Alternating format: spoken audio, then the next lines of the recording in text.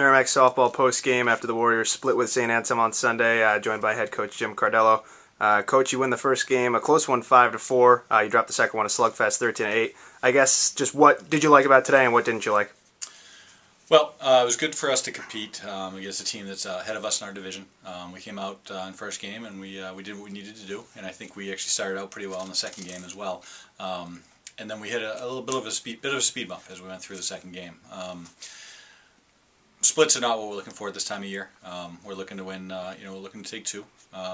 Teams are ahead of us in the division. When we have a lead in the second game after winning the first game, something we need to learn how to hold on to. KJ Deerdorf seems like she's really come on as of late. She's your senior. She's your captain. She pitched to the wins in both the wins this weekend, a 2-2 weekend, and she was at the forefront of both. I guess she's gotten better as the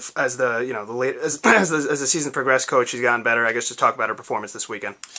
Well, KJ's a real competitor, and it's going to be a tough time for Merrimack College to replace her when she graduates.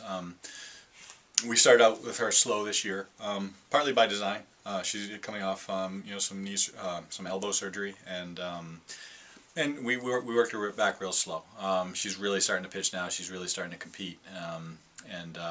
Like I said, we're all learning together on how to deal with the way the umpire calls the games, the way the other teams in our division are competing against us, and she's really stepping up to do that for us. Well, Coach, believe it or not, less than a week left in the regular season. The playoffs started Tuesday, from about 9 days from today.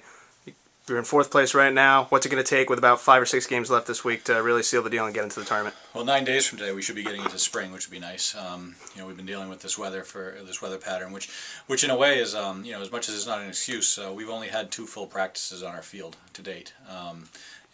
So we're actually going to spend some time on our field tonight, practicing after a doubleheader split.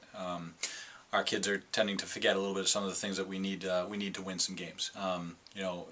The basics is something we really need to do, and we're going to get a chance to get out on the field and get ourselves ready for the playoffs with a really big week coming up. Well, Coach, on a nicer note, today was Coaches vs. Cancer, obviously a very honorable foundation that gives back and raises money towards striking out cancer. I guess your first season as a head coach, how was that to be a part of? It was great. I was touched when they asked us to be a part of it, and I was really touched by the way our kids embraced it, and they pretty much handled everything as far as getting it all taken care of, and selling cups and getting donations, and really bringing both teams together to be able to show some unified support for the cause. Cancer touches pretty much everybody these days, and anytime we have an opportunity to make an impact there, we'll be all for it. Thanks, Coach. Good luck this week.